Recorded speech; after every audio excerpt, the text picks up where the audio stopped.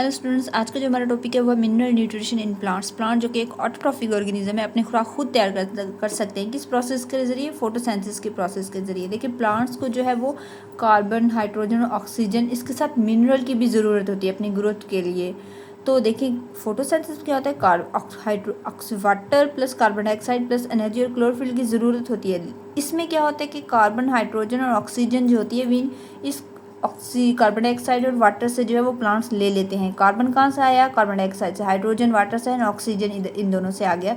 तो ये जो प्लांट की रिक्वायरमेंट है पूरी होगी है, लेकिन इसके साथ प्लांट को मिनरल्स की भी ज़रूरत होती है। और मिनरल्स कहाँ से आते हैं? सॉइल से। सॉइल से जो है वो प्लांट जो है रूट के ज़रिए इन मिनरल को एब्जॉर्ब करते हैं। ठीक है, अब हम मिनरल्स को पढ़ते हैं। ये मिनरल्स जो है वो आगे 2 कैटेगरीज में डिवाइड हो रही हैं। एक को हम कहते हैं मैक्रो न्यूट्रिएंट्स और एक को कहते हैं हम माइक्रो न्यूट्रिएंट्स। मैक्रो न्यूट्रिएंट्स वो न्यूट्रिएंट्स होते हैं जो प्लांट को चाहिए होती है लार्ज क्वांटिटी में, रिक्वायर्ड इन लार्ज क्वांटिटीज़।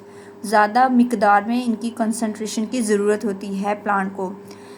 और वो न्यूट्रिएंट्स जो प्लांट को ज़्यादा क्वांटिटी में चाहिए होते हैं, हम उसे मैक्रो न्यूट्रिएंट्स कहते हैं। जैसे कि हमारे पास कार्बन डाइऑक्साइड है, हाइड्रोजन है, ऑक्सीजन है, नाइट्रोजन है, मैग्नीशियम है, पोटेशियम, etc। इसके अलावा और भी बहुत सारे न्यूट्रिएंट्स होते हैं जो कि प्लांट्स को लार्ज कॉन्सेंट्रेशन में चाहिए होते हैं। और दूसरे होते हैं micro nutrient. The nutrient which are required in small quantities are micro nutrients.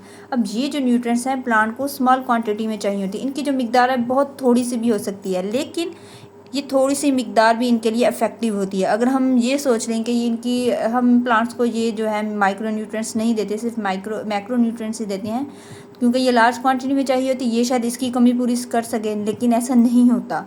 अगर हम ये स्मॉल क्वांटिटी भी नहीं देंगे प्लांट को, तो ये प्लांट की ग्रोथ के ऊपर इफेक्टिव हो सकती है। इन माइक्रो न्यूट्रिएंट्स की डेफिशिएंसी जो है वो प्लांट्स में एबनॉर्मलिटीज़ ला सकती हैं।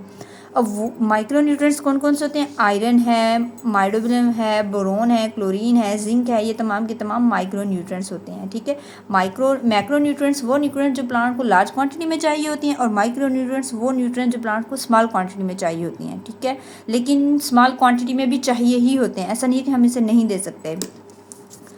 अब हम आगे जो है वो तफसील से जो है वो मैक्रो न्यूट्रिएंट्स को पढ़ते हैं कि मैक्रो न्यूट्रिएंट्स कौन कौन से होते हैं और इनका जो है प्लांट की लाइफ में क्या रोल होता है। सबसे पहले है फास्फोरस। फास्फोरस को हम पी से शोर करते हैं। ये जो होता है वो कंपोनेंट ऑफ एटीपी। एटीपी क्या होती है? एनर्जी करेंसी होती है। ये क्या है? फास्फोरस जो है वो एटीपी का भी कंपोनेंट है। ATP adenine triphosphate mean phosphate के 3 जो है वो ग्रुप्स थे इसमें, जिसमें एनर्जी जो है वो स्टोर हो रही थी। उन फास्फेट के ग्रुप्स के जो बीच जो बाउंड थे उनमें जो है वो एनर्जी स्टोर हो रही थी यहाँ पे। तो ये क्या होता है? ये फास्फोरस एटीपी का भी कंपोनेंट है। इसके अलावा न्यूक्लिक एसिड का भी, डीएनए लाइक डीएनए हो गया, आरएनए होगा, फास्फेट जो है वो इनका भी कंपोनेंट है। और इसके अलावा कोएंजाइम का भी कंपोनेंट है। ठीक है, इसके अलावा फास्फोरस का इम्पॉर्टेंट फंक्शन है कि necessary for seed germination. Seed germination में भी ये बहुत ज़रूरी होता है, चाहिए होता है प्लांट को। ये हेल्प करता है सीड जर्मिनेशन में। इसके अलावा फोटोसिंथेसिस के प्रोसेस में, प्रोटीन फॉर्मेशन में, etc में भी फास्फोरस की ज़रूरत होती है प्लांट को।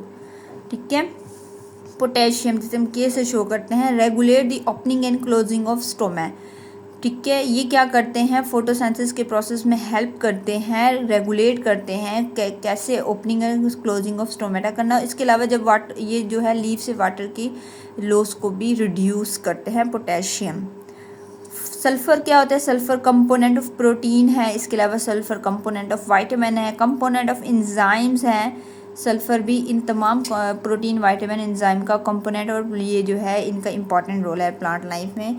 फिर है कैल्शियम है। कैल्शियम क्या करता है? Activate the enzyme. एंजाइम को एक्टिवेट करते हैं, भाई आए आपका ये फंक्शन स्टार्ट हो रहा है, अपना फंक्शन प्ले करें। इसके अलावा ये क्या होता है? Structural component of cell wall. Plant की जो सेल वाल है उसमें कैल्शियम भी पाया जाता है। और influence water movement in cell, और जो सेल है उसके अंदर वाटर मूवमेंट में भी हेल्प करते हैं ये कैल्शियम। और उसके बाद जो है अब हम पढ़ते हैं माइक्रो। ये मैक्रो था, अब हम पढ़ेंगे माइक्रो न्यूट्रिएंट्स का क्या फंक्शन होता है। सबसे पहले है आयरन।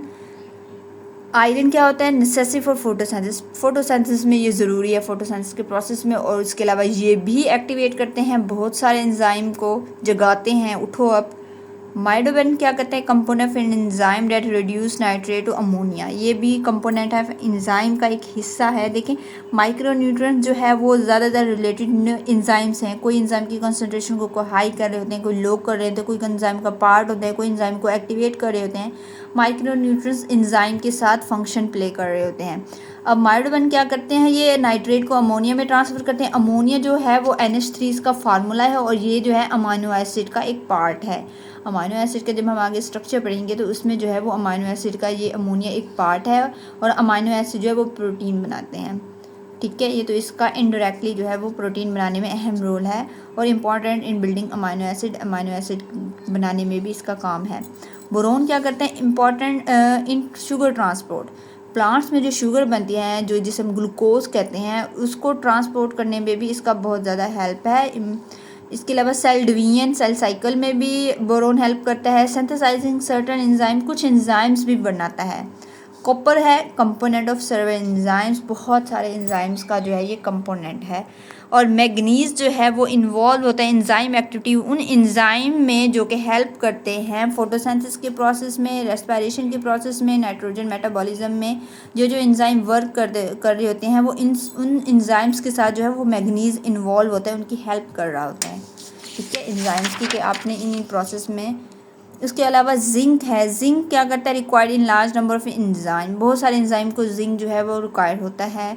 क्लोरीन क्या करता है, involve in osmosis of water, plants में जो है वो ऑस्मोसिस की प्रोसेस में क्लोरीन हेल्प करता है। निकल जो है वो नाइट्रोजन मेटाबॉलिज्म में ज़रूरत होती है इसकी। तो ये सारे के सारे जो है ना वो माइक्रोन्यूट्रिएंट्स हैं, इनकी फंक्शन छोटी छोटी हैं लेकिन ये इनकी क्वांटिटी भी ना प्लांट्स को जो है वो चाहिए ही होती है, थोड़ी मिकदार में भी प्लांट के लिए ये बहुत ज़रूरी होते हैं। और ये हमारे मैक्रोन्यूट्रिएंट्स हैं, ये जो है प्लांट को लार्ज कॉन्सेंट्रेशन में चाहिए होते हैं, फास्फोरस, पोटेशियम, सल्फर, कैल्शियम, इसके अलावा और भी बहुत सारे होते हैं। तो ये आज का हमारा टॉपिक था।